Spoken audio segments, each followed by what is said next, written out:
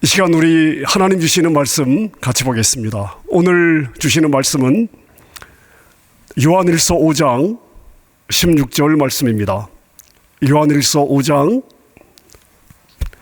16절 말씀 우리 한음성으로 함께 읽도록 하겠습니다. 함께 읽습니다. 누구든지 형제가 사망에 이르지 아니하는 죄 범하는 것을 보거든 구하라. 그리하면 사망에 이르지 아니하는 범죄자들을 위하여 그에게 생명을 주시리라. 사망에 이르는 죄가 있으니 이에 관하여 나는 구하라 하지 않노라. 아멘. 지난 수요일 다룬 내용 저희가 한번 정리해 보겠습니다. 한 번 구원은 영원한 구원인가? 이 질문에 대해서 그렇습니다 라고 대답해도 될 정도로 우리의 구원이 확실합니다. 하나님은 절대로 우리를 포기하지 않습니다. 이것은 하나님의 약속이고 성경 전체가 이 하나님의 약속을 증거하고 있습니다. 그래서 우리가 구원을 잃어버릴 가능성은 없다. 그 가능성은 제로다. 또한 누구도 우리의 구원을 빼앗아 갈 수 없다. 이것을 여러분께서 믿으시기를 바랍니다.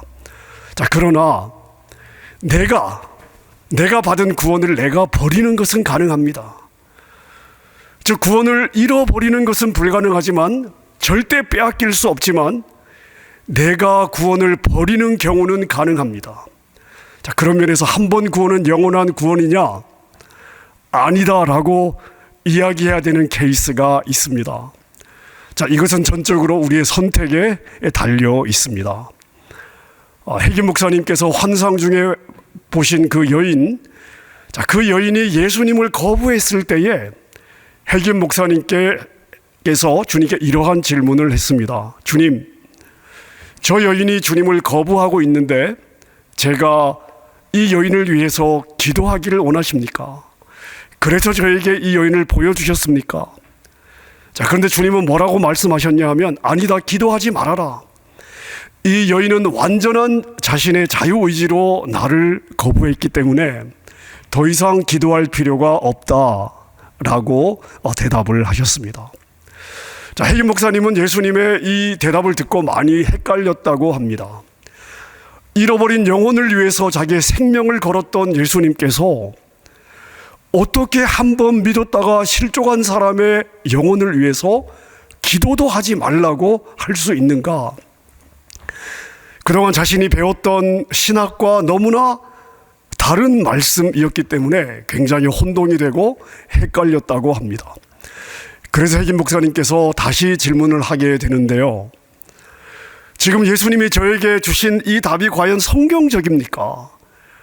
만약 성경적이라면 성경의 구절로 저를 설득해 주십시오. 그때 주님이 주셨던 구절이 바로 우리가 읽었던 요한일서 5장 16절 말씀입니다. 여러분, 제가 다시 한번 읽어보겠습니다. 누구든지 형제가 사망에 이르지 아니하는 죄 범하는 것을 보거든 구하라. 그리하면 사망에 이르지 아니하는 범죄자들을 위하여 그에게 생명을 주시리라. 사망에 이르는 죄가 있으니 이에 관하여 나는 구하라 하지 않노라. 이 구절을 보면요, 죄가 다 같은 죄가 아닙니다. 용서받을 수 있는 죄가 있고 용서받을 수 없는 죄, 즉 사망에 이르는 죄가 있습니다. 그런데 사망에 이르는 죄를 지은 자를 위해서는 기도도 할 필요가 없다. 이것은 요한일서 5장 16절 하나님의 말씀 가운데 나와 있습니다. 해김 목사님에 의하면 58년의 목회 기간 중에 어떤 사람을 위해서 기도할 필요가 없다, 기도하지 말아라 라고 하신 적이 3번 있었는데 환상 중에 보았던 이 여인이 첫 번째 케이스였다고 합니다. 그러면 사망에 이르는 죄는 어떤 죄일까요? 용서받지 못하는 죄는 어떤 죄일까요? 우리가 기도도 할 필요가 없는 죄는 어떤 죄일까요? 히브리서에 관련 구절이 있습니다. 히브리서 6장 4절부터 6절까지 제가 읽도록 하겠습니다. 한번 빛을 받고 하늘의 은사를 맛보고 성령에 참여한 바 되고 하늘의 선한 말씀과 내세의 능력을 맛보고도 타락한 자들은 다시 새롭게 하여 회개하게 할 수 없나니 이는 그들이 하나님의 아들을 다시 십자가에 못 박아 드러내놓고 욕되게 함이라. 자, 히브리서 6장의 이 말씀은요, 자, 환상 중에 주님께서 해김 목사님의 질문에 답을 주면서 자, 요한일서 5장 16절을 예로 들었는데 5장 16절에 예를 들면 즉 사망에 이르는 죄가 있다고 말씀을 하시면서 그러면 사망에 이르는 죄는 어떤 죄냐를 설명하기 위해서 주셨던 두 번째 구절입니다. 자, 여기에 보면 히브리서 6장 4절, 5절, 6절 이 세 구절에 보면 5가지 항목을 이야기하고 있습니다. 사망에 이르는 죄는 무엇이냐? 용서받지 못하는 죄는 무엇이냐? 자, 5가지 항목을 이야기하고 있는데 주님의 말씀에 의하면 5가지 항목에 모두 다 해당이 되어야 사망에 이르는 죄가 된다는 것입니다. 자, 각각의 항목이 어떤 것을 의미하는지 제가 간단하게 한번 설명을 해보겠습니다. 첫째는 무엇입니까? 한 번 빛을 받고, 자, 한 번 빛을 받는다는 것이 도대체 무슨 말인가 하면요, 죄인이 하나님의 말씀을 들을 때 죄인들의 심령에 빛을 조명해 주십니다. 자, 인간의 편에서 볼 때는 말씀을 향해서 마음이 열리는 것을 경험하게 되는 바로 그 순간입니다. 누가복음 15장의 탕자의 비유를 여러분이 알고 계시죠? 자, 탕자가 아버지 재산을 가지고 나가서 탕진하고 돈 다 쓰고 이제 인생의 밑바닥에 왔을 때 그 돼지 우리에서 돼지가 먹는 쥐엄 열매를 먹던 어느 날 이 탕자의 마음에 이런 깨달음이 왔습니다. 그것을 성경이 뭐라고 표현하고 있냐면 스스로 돌이켜. 자, 이때가 이 탕자의 마음에 빛이 비추어진 때입니다. 자신의 상황을 깨닫게 되는 거죠. 자, 하나님의 말씀을 들을 때에 인간은 내가 잃어버린 죄인이구나 하는 것을 깨닫습니다. 진리의 빛이 비추어졌을 때 내가 죄인이구나, 나에게 구세주가 필요하구나 하는 사실을 알게 됩니다. 인식하게 됩니다. 이 빛을 받았을 때 자신이 죄인이고 구세주가 필요하다는 것을 자각하는 것, 자, 이것이 바로 첫 번째 한 번 빛을 받고의 과정입니다. 자, 둘째 항목은 무엇이냐 하면 하늘의 은사를 맛보고, 자, 죄의 자각을 한 사람은 아직 하늘의 은사를 맛보지는 않은 상태입니다.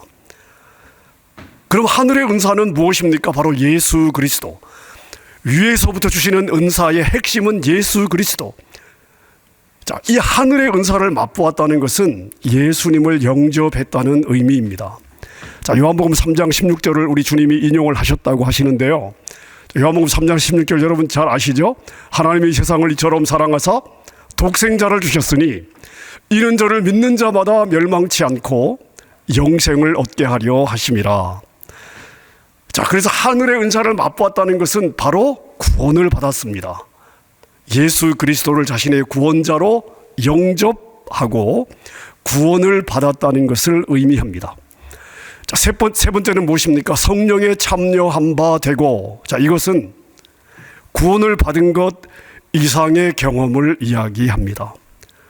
우리 속에 내주하시는 성령님의 임재를 내 안에 성령님의 임재를 내가 느끼고 성령님과 개인적인 친교를 통해서 성령님을 알아가는 것이 무엇인지를 아는 것, 즉 구원받은 것을 지나서 성령 충만, 성령 세례까지 받은 것을 의미합니다.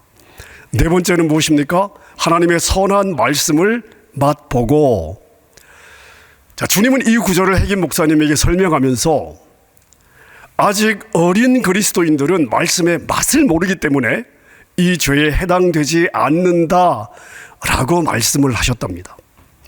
어린 그리스도인들이 설사 예수님을 부인해도 그들은 그들이 하는 일이 얼마나 심각한지 알 만큼 성숙하지 못했기 때문에 지금 이 구절의 죄에 해당될 수 없다, 이런 죄를 지을 수 없다고 설명했다고 합니다.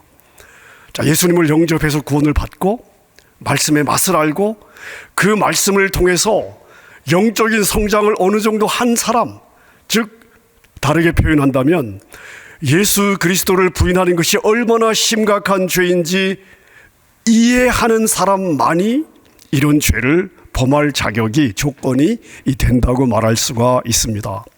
자, 용서받을 수 없는 죄의 다섯 번째 항목은 내세의 능력을 맛보아야 합니다. 내세의 능력은 무엇입니까? 영적인 은사입니다. 우리가 평상시에는 사실은 잘 지각할 수 없는, 그러나 분명히 실존하는 그 영적 세계, 눈이 열리고 그 영적인 은사의 맛을 본 사람들, 영적인 은사를 경험해 본 사람들이요. 그래서 내세의 능력을 맛본 사람은 영적인 은사가 그들의 삶이나 사역에서 역사하는, 그리고 역사했던 경험을 가진 성숙한 그리스도인을 의미합니다. 자, 성령 세례와 더불어 주어지는 이 성령의 은사들은 다 하나님께서 우리에게 주신 선물이라 할 수 있습니다. 자, 용서받지 못하는 죄, 죽음에 이르는 죄에 해당되는 경우는 바로 이 다섯 가지 항목이 다 해당되는 사람만이 범할 수 있는 죄입니다. 다시 말하면 어린 그리스도인이나 이러한 그 맛을, 영적인 맛을 아직 경험하지 못한 모든 그리스도인에게 적용되지 않는다. 정말 소수의 그리스도인들만이 이런 죄를 저지를 수 있는 조건이 될 수가 있을 것 같습니다. 해김 목사님이 환상 중에 보았던 그 여인, 우리가 지난 몇 주 동안 계속해서 이야기했던 그 여인이 바로 이 조건에 해당되는 사람입니다. 즉, 이 여인은 진리의 빛이 비추어졌고 구세주의 필요성을 깨달았습니다. 그리고 천국의 은사이신 예수 그리스도를 영접했습니다.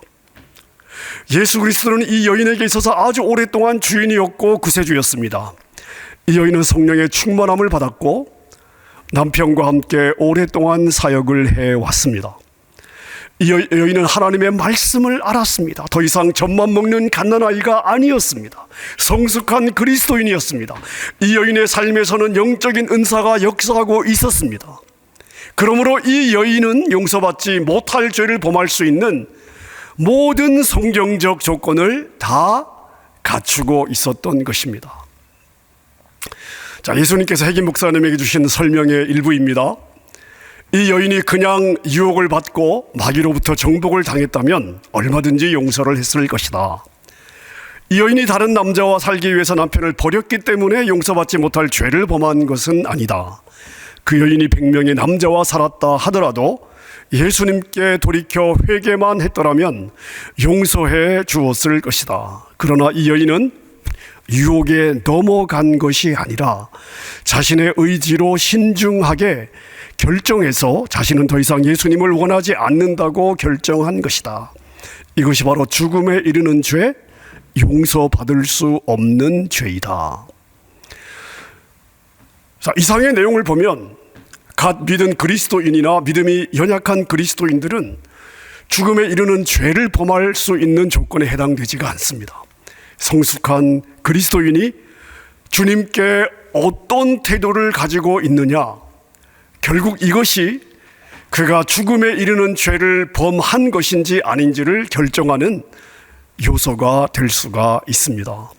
자, 그렇기 때문에 그리스도인이 귀신 들릴 수 있습니까? 라고 우리가 질문할 때에 우리는 이 질문의 의미가 무엇인지를 잘 정의해야 되겠습니다. 그리스도인은 자유의지가 있기 때문에 그들이 원하는 것은 무엇이든지 가질 수 있습니다. 비록 성숙한 그리스도인이라 하더라도 사단에게 계속적으로 순종한다면 결국 이 여인과 같이 그리스도를 부인하는 지점까지 갈 수 있습니다. 하지만 예수 그리스도를 부인하고 거부하면 사실은 그리스도인이라고 말할 수가 없겠죠. 자신이 스스로 분명한 자유의지를 가지고 그리스도를 거부했기 때문에 그 사람 안에 거하시던 그리스도의 영이 떠나고 나면 그 사람은 더 이상 그리스도인이라고 우리가 말할 수가 없을 것입니다. 이 시점은 이미 사단에게 완전히 점령되었다라고 우리가 보아야 되겠습니다. 따라서 한번 그리스도인이 되었다고 해서 계속 무조건 그리스도인이 되는 것은 아닙니다. 요한복음 8장 31절에 보니까 예수님께서 제자들에게 너희가 내 말에 거하면 참으로 내 제자가 될 것이다 라고 말씀을 하셨는데, 거하면의 시제를 보면 이게 이 지속적인 계속해서 현재형입니다. 너희가 내 말에 계속하여 거하면 참으로 내 제자가 될 것이다. 자, 이 여인은 하나님의 말씀에 계속하여 거하지 않았습니다. 이 여인이 예수님과 더 이상 관계 맺기를 거부했을 때 이 여인과 예수님의 관계는 완전히 끝난 것입니다. 성령이 한번 떠나면 다시는 기회가 없다는 것을 알 수 있습니다. 이유가 무엇입니까? 예수 그리스도를 2번 못 박는 죄를 범했기 때문에 이건 용서받을 수 없는 죄다. 자, 여러분, 이 한 번 구원은 영원한 구원이냐, 용서받을 수 없는 죄가 과연 어떤 죄이냐라고 하는 이슈를 다루면서 우리 주님이 한 구절을 더 말씀을 하셨다고 하는데요. 히브리서 10장 26절에서 29절 말씀입니다. 제가 한번 읽도록 하겠습니다. 우리가 진리를 아는 지식을 받은 후 짐짓 죄를 범한 즉 다시 속죄하는 제사가 없고 오직 무서운 마음으로 심판을 기다리는 것과 대적하는 자를 태울 맹렬한 불만 있으리라. 모세의 법을 폐한 자도 두세 증인으로 말미암아 불쌍히 여김을 받지 못하고 죽었거든 하물며 하나님의 아들을 짓밟고 자기를 거룩하게 한 언약의 피를 부정한 것으로 여기고 은혜의 성령을 욕되게 하는 자가 당연히 받을 형벌은 얼마나 더 무겁겠느냐 너희는 생각하라. 자, 여러분, 이 구절에서 이야기하는 것도 분명합니다. 이 히브리서는 여러분이 아시다시피 당시 유대인들에게 쓰여진 성경입니다. 유대인으로서 예수님을 믿은 유대교 그리스도인들에게 쓰여진 성경입니다. 당시 유대인으로서 예수님을 믿고 나면 엄청난 핍박과 박해를 받았습니다. 공동체로부터 완전히 소외가 되었기 때문에 경제 활동 자체가 불가능해졌습니다. 그래서 이런 어려움 때문에 신앙을 버리고 다시 유대교로 돌아가고자 하는 유혹들이 많았습니다. 자, 그런데 유대교로 돌아간다는 것은 무엇을 의미합니까? 예수님이 하나님의 아들이라는 것을 부인해야 합니다. 예수님이 구원자라는 것을 부인해야 합니다. 예수님이 메시아라는 것을 부인해야 합니다. 그래서 그들은 다시 다른 메시아, 오실 다른 메시아를 기다리는 것 아니겠습니까? 자, 그래서 26절에 나온 것처럼 다시 속죄하는 제사가 없는 죄라는 것은 무엇이냐? 결국 용서받지 못할 죄를 가리키는 것이고, 그 죄란 어떤 죄인가? 29절에 보니까 하나님의 아들을 짓밟고 자신을 구원한 언약의 피를 부정하고 은혜의 성령을 욕되게 하는 것. 한마디로 무엇입니까? 예수님을 거부하는 것. 더 이상 예수님과 관계없다고 끊어버리는 것을 말하고 있는 것입니다. 자, 승리하는 교회 5장에서는 용서받지 못할 죄를 지은 세 사람의 경우를 이야기하고 있습니다. 한 케이스는 이미 말씀드린 찬양 사역을 하다가 실족한 여인의 경우이고요. 나머지 두 경우가 5장에 적혀 있는데 6장에서 이 경우들이 계속해서 이 케이스들이 등장하기 때문에 중복될 수 있어서 제가 생략하고 6장을 다룰 때 나머지 두 케이스를 말씀을 드리도록 하겠습니다. 자, 여러분, 이런 케이스들이 존재한다는 사실이 무엇을 말해주고 있습니까? 한 번 구원은 결코 영원한 구원이 아니다. 한 번 구원이 결코 영원한 구원이다라고 말할 수는 없는 것입니다. 자, 그래서 해김 목사님은 5장 끝 부분에서 몇 가지 중요한 사실들을 이렇게 정리하고 있습니다. 첫째, 용서받지 못하는 죄가 분명히 있기 때문에 악한 영들은 이것으로 그리스도인들을 속이려고 한다는 것입니다. 우리 그리스도인들이 그것을 알아야 합니다. 악한 영들이 어떻게 우리를 속이려고 할까요? 우리가 죄를 범할 때 너는 지금 결코 용서받지 못할 죄를 범한 거야. 너는 죽음에 이르는 죄를 범한 거야. 이제 너 끝이야. 그 죄는 용서받기 어려워 라고 악한 영이 계속해서 속삭이는 것입니다. 자, 여기에 속아서는 안 됩니다. 성경이 용서받지 못할 죄가 있다고 말씀을 하시지만 용서받지 못할 죄는 오직 한 가지 경우입니다. 예수님을 내 분명한 자유의지를 가지고 거부하고 배척하고 내가 예수님을 버리는 이 한 가지 경우, 이 한 가지 경우 외에는 용서받지 못할 죄가 없습니다. 모든 죄는 다 예수 그리스도의 피로 용서받습니다. 자, 그래서 이런 사단의 속임수에 넘어가서는 안 됩니다. 자, 두 번째로, 입술로 예수님을 믿는다는 고백만으로 그 사람을 그리스도인으로 무조건 믿어서는 안 된다고 말하고 있습니다. 무슨 말인가 하면 예수님이 십자가에서 죽임 당하기 직전에 강도 중 한 사람이 예수님을 믿고 구원을 받았습니다. 아시죠? 자, 이 사람이 세상에서 강도 짓을 했지만 마지막 순간에 예수님을 영접하고 구원을 받을 수가 있었습니다. 이 사람은 인생의 마지막 순간에 예수님을 믿었지만 사실은 그리스도인답게 살 수 있는 기회는 없었습니다. 하지만 예수님은 이 사람의 믿음을 받으셨고 구원해 주셨습니다. 자, 그러나 보통의 경우는 예수님을 믿는다고 고백한다면 그 삶에 믿음의 열매가 있는지를 보아야 된다. 그리스도인이라고 하는 의미는 그리스도와 같아진다, 그리스도를 닮아간다, 그리스도를 쫓아간다는 의미인데 그 사람의 삶에서 그리스도인과 같아지는 열매도 없고 그리스도를 닮아가는 모습도 없고 그리스도를 쫓아가는 열매도 없는데 단순히 믿는다는 그 고백만으로 그 사람을 과연 신뢰할 수 있겠느냐? 재점검이 필요하다. 자, 이렇게 이야기를 하고 있습니다. 자, 물론 믿음이 어릴 때는 그 열매가 없을 수도 있지만 그리스도인이라고 고백을 하면서도 만약 그 행동이 마귀의 패턴을 따라가고 있다면 그 사람이 과연 그리스도인일 수 있는가? 자, 의심하고 재점검하고 재확인할 필요가 있다고 이 책은 강조하고 있습니다.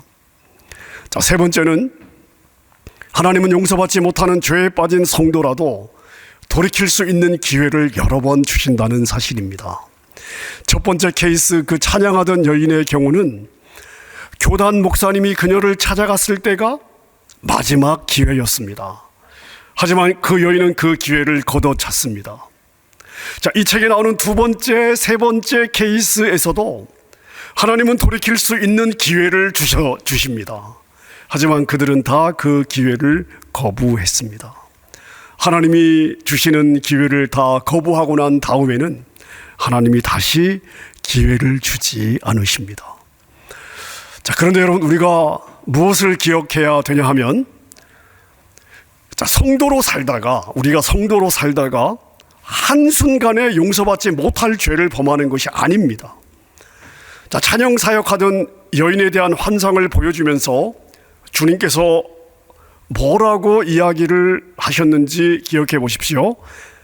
내가 마귀들이 어떻게 사람들을, 특히 그들이 허락만 한다면 믿는 사람이라 할지라도 어떻게 사로잡는지를 보여주겠다.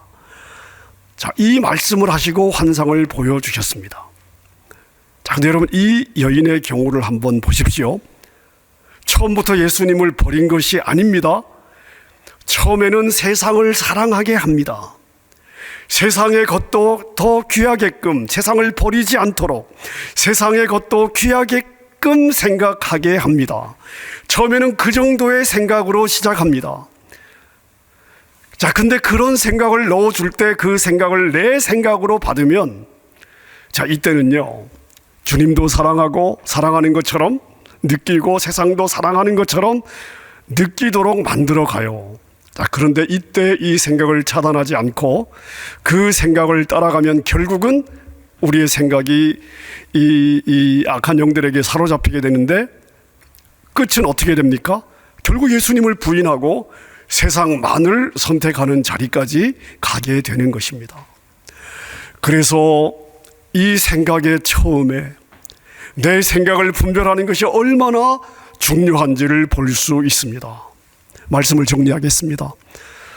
하나님은 우리에게 우리 인간에게 자유의지를 주셨습니다. 우리에게는 하나님도 존중해 주시고 사단도 건들 수 없는 완전한 자유의지가 있습니다. 누구도 우리의 의지를 침범할 수 없습니다. 오직 내가 결정하고 그 결정에 대한 책임은 내가 지는 것입니다. 여러분, 우리 믿는 자들은 사단에게 순종할 필요가 전혀 없습니다. 하나님은 우리가 하나님의 생각을 따라 생명을 선택할 수 있는 말씀이라고 하는 영의 양식을 주셨습니다. 이 말씀이 곧 우리 발의 빛이요 우리 길의 등입니다. 우리가 마귀의 먹잇감이 되어야 될 이유가 전혀 없습니다. 왜냐하면 사단이 우리의 주인이 아니라 이제 우리의 주인은 예수 그리스도이기 때문입니다. 여러분, 예수님은 사단의 권세를 제압하고 승리하셨습니다. 그리고 그 사단의 권세를 제압할 수 있는 모든 권세를 저와 여러분에게 주셨습니다. 자, 그래서 우리의 생각을 우리가 악한 영들에게 열지 않도록 깨어 있어야 되고, 그러기 위해서 우리의 생각을 늘 말씀과 일치시켜야 됩니다. 우리의 마음이 말씀으로 새로워져야 되는 것입니다. 사랑하는 여러분, 여러분의 환경이 여러분의 마음을 몰아갈 때에 환경에 밀려서 어떤 결정을 내리지 않도록 조심하십시오. 여러분의 하나님은 여러분이 당한 어떤 환경보다 크신 분이라는 것을 기억하십시오. 여러분의 생각이 어떤 상황에 몰려갈 때에 하나님은 이 땅의 어떤 상황도 완벽한 주권을 갖고 다스리시는 절대 주권자요, 어떤 상황도 결코 하나님을 이길 수 없음을 기억하십시오. 무엇보다도 여러분의 마음이 격동될 때에, 여러분들의 마음이 상해 있을 때에 어떠한 중요한 결정도 내리지 않도록 깨어 있으십시오. 그리고 어떤 경우에도 하나님, 나는 말씀을 선택하겠습니다. 말씀을 따라가겠습니다. 이 말씀이 지금 나의 이 감정과 맞지 않는다 할지라도, 나의 지금의 감정과 상황과 이 환경에 이 말씀을 선택하는 것이 비록 어렵다 할지라도, 그래도 이 말씀이 생명임을 믿고, 주님, 내가 말씀을 선택하겠습니다, 결심하십시오. 여러분, 그렇게 여러분께서 말씀을 따라가면 말씀이 여러분의 생각과 걸음을 지켜줄 것입니다. 이런 믿음의 삶을 선택하고 믿음의 열매를 누리는 여러분의 삶이 되시기를 우리 주님의 이름으로 축원합니다.